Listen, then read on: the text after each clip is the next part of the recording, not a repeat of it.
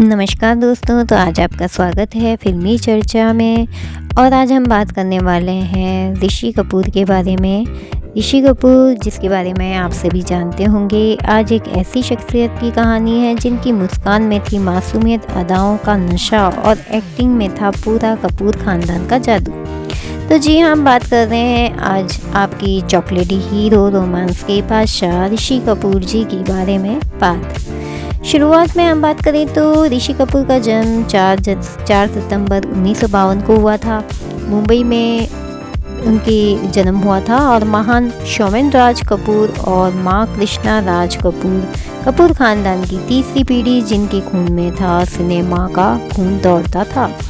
अब हम आते हैं उनकी फिल्मी सफ़र के बारे में। तो दोस्तों, ऋषि कपूर जी ने पहली बार कैमरे के सामने मेरा नाम जोकर, जो 1970 में आई थी, और उन्होंने उसमें बाल कलाकार निभाया था, जो लोगों को बेहद पसंद आया था।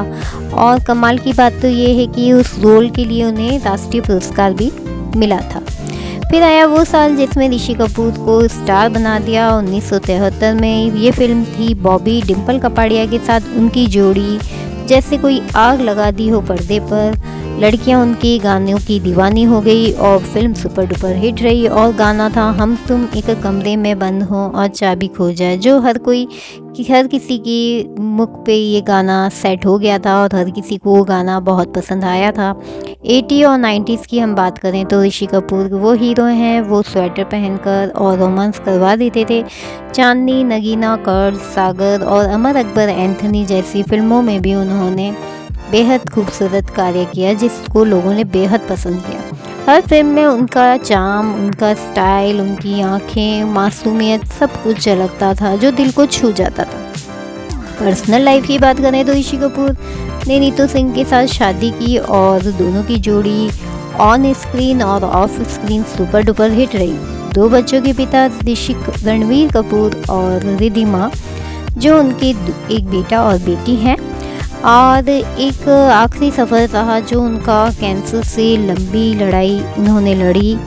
30 अप्रैल 2020 को उन्होंने दुनिया को अलविदा कहा। लेकिन दोस्तों, वो भले ही चले गए, लेकिन उनकी फिल्में, उनकी बातें आज भी सभी के दिलों में छाई हुई है और उन्हें भूलना नामुमकिन है। और कपूर ख़ानदान में सबसे अच्छे सुपर डुपर हिट और फिल्म इंडस्ट्री के भी सुपर डुपर हिट हीरो में उनका नाम आज भी टॉप पर है। तो उन्हें भुलाया तो जाना नामुमकिन है, जो हमेशा हमारे दिल में ही रहेंगे। और उन्होंने कई छोटे मोटे कलाकारों को भी सपोर्ट किया, जिससे वो भी आगे बढ़ सकें। तो उनका दिल भी बहुत बड़ा था, कोई छोटा दिल नहीं था, वो सभी की मदद करते थे। और उन्होंने इसी वजह से लोगों का दिल भी जीता। एक्टिंग में तो वो दमदार थे ही, और साथ में उनका दिल भी सभी लोगों को बेहद पसंद आता था। उस ज़माने में ऋषि कपूर की हर कोई लड़की दीवानी हो जाया करती थी और वे चॉकलेटी हीरो और रोमांटिक हीरो भी कहे जाने लगे। बॉक्स ऑफिस पर तो उन्होंने जैसे कोई झंडे ही गाड़ दिए। राज कपूर के बेटे ने साबित कर दिया कि वो किसी की छाया नहीं, खुद का एक सितारा है।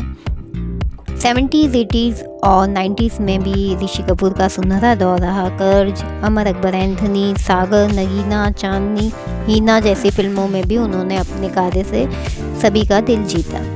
हर फिल्म में एक अलग जादू और अलग रोमांस था। वो गाना एक हसीना थी, बस सुनो तो ऐसा महसूस होता है। और उसका म्यूज़िक तो जैसे कोई बहुत ही जादू कर जाता है, जैसे दिल को छू जाता है। लोग कहते हैं ऋषि कपूर वो हीरो हैं, वो जो स्वेटर पहनकर रोमांस भी करवा सकते हैं।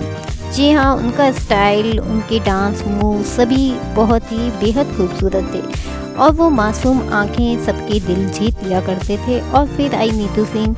पहली फिल्म पार्टनर में भी वे लाइफ पार्टनर बन गए। दोनों की ऑन स्क्रीन और ऑफ स्क्रीन केमिस्ट्री लाजवाब रही। कभी कभी अमर अकबर एंथनी 2 दूनी 4, यह जोड़ी तो यादगार ही रही। और फिर उनकी हुई शादी, बन गई बॉलीवुड की एक सबसे प्यारे कपल में से एक। 2 बच्चों के माता पिता भी बने हुए, रिद्धिमा और रणवीर कपूर। रणवीर ने तो आज भी ऊंचाई पा ली और इसमें ऋषि कपूर जी का हाथ साफ झलकता है। ऋषि कपूर हमेशा कहते थे कि मैं स्टाइल नहीं एक्टर हूँ और मेरी एक्टिंग मेरी पहचान है। और सच में ये हर रोल में जान डाल देते थे। चाहे दीवाना में हो, पिता का रोल किया हो, अग्निपथ का विलन, सब यादगार रहे। उम्र बढ़ती गई मगर चार्म ख़त्म नहीं हुआ। अमिताभ बच्चन के साथ भी उन्होंने कई फिल्मों में कार्य किया और असली कलाकार कभी तो पुराना होता ही नहीं है। उनके ट्विस्ट भी उनकी सेंस ऑफ ह्यूमर को मात देते थे। सोशल मीडिया पर भी वे रियल, रॉ और एंटरटेनिंग थे। बोलते थे दिल से और कभी झिझक के बिना। यही थी उनकी असली पहचान। लेकिन दोस्तों, ज़िंदगी हमेशा परफेक्ट तो होती नहीं है। 2018 में उन्हें पता चला कि उन्हें कैंसर है। इलाज के लिए वो न्यूयॉर्क गए। वहाँ भी मुस्कुराते रहे, कभी उन्होंने हिम्मत नहीं हारी। परिवार, दोस्त और फैंस सब उनके साथ खड़े रहे। वापसी की और फिर फिल्मों में भी दिखे, लेकिन किस्मत को कुछ और ही मंजूर था। 30 अप्रैल 2020 को वो काली सुबह थी और उन्होंने दुनिया को अलविदा कह दिया।